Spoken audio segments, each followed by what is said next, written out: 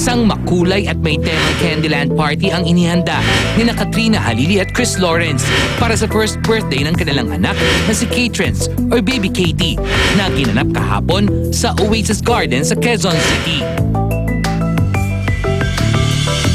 Kami ni Chris yung conceptualize, yes. Dahil uso yung Candy Crush nun, Candy Crush yung team. Sobrang excited. We're sobrang thankful to the guests that came, to the people who helped us organize this. Ang bilis, sobra. Sabi nga ni Mark Heras, grabe, nung kailan lang binyaga. Ngayon, birthday na. Sobrang iba yung happiness na binibigay niya sa amin. Ibang inspiration ng binibigay niya sa amin araw-araw.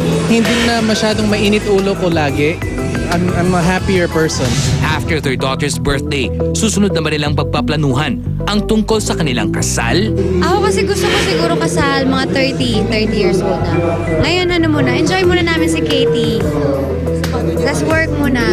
Pagandaan niya yung kasal, yung ipon.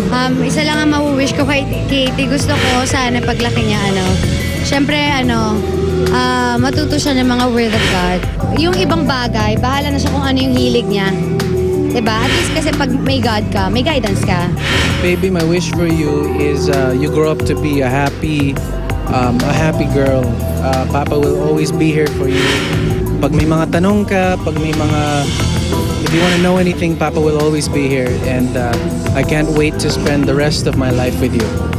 Ilan sa mga kaibigan na Chris at Katrina na dumalo sa party ay sina JR, Yassi Pressman, Jessa Zaragoza with her daughter Jada at ang mga godparents ni Katie na sina Mark Heras at Yasmin Curdy. My wish namin para kay Katie is good health and sana happy forever and then stay cute and sana friends kayo ni Ayesha forever.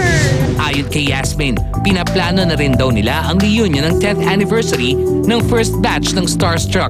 Sana matuloy, sana lahat kompleto. Sana makapagpaalam yung mga tao na nasa kabilang station and all. Ang sabi sa akin ni Yas, parang Boracay daw. Even si Kat, alam ko si Kat, nag-aayos din si Kat for our reunion. Samantala, naroroon din sa party ang ex-girlfriend ni Mark Heras na si Ina Asistio. Hindi ba sila nagkakailangang dalawa? Kasi we've been together for 5 years. Sa case namin ni Ina, okay sa amin na maging magkaibigan. Ayoko muna siguro manligaw. Kumbaga, at wala rin akong gustong ligawan sa ngayon. Kasi parang gusto ko muna mag-focus sa trabaho ulit. Kasama ako sa Maynila, tapos yung pilot episode ng Bingit, tapos yung life story of Tito Res Cortez. Gusto ko muna talaga patunayan na I'm still here.